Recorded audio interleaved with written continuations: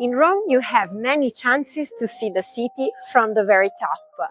One beautiful terrace is by the Orange Garden. Here you can relax yourself, hear some music, or just sit on a bench and forget the traffic of Rome. Walking up to the Aventine Hill and not so far from the Circus Maximus, you can find this hidden oasis that the locals call il Giardino degli Aranci.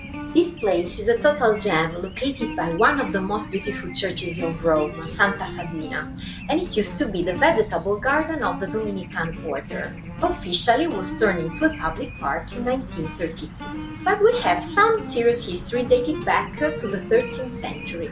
In fact, the Orange Garden, called also Parco Savello, has this name due to an original fortress owned by the Savelli family in the 1200s. Here you can see, in fact, some remains of the ancient castle while enjoying the smell of the orange trees.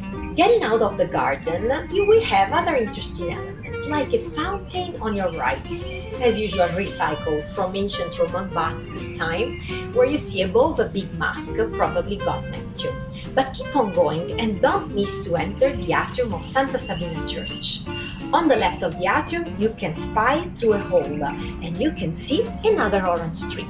But this is a special one. Apparently, Saint Dominic in 1220 brought right here the first orange tree to Rome from Spain, considered miraculous because on its rests it has renewed itself and still producing beautiful oranges. The church dedicated to Santa Sabina was inspired by the typical architecture of an ancient Roman basilica as the typical early Christian churches. These marvelous 24 columns probably used to belong to the ancient temple dedicated to goddess Juno that was located here in the neighborhood. This church doesn't have a proper facade, but you can see here a special door.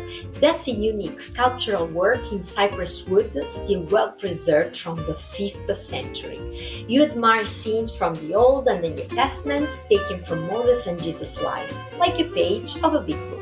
The church, of course, was remodeled in the 16th and 17th centuries, but still it preserves precious hidden structures underground.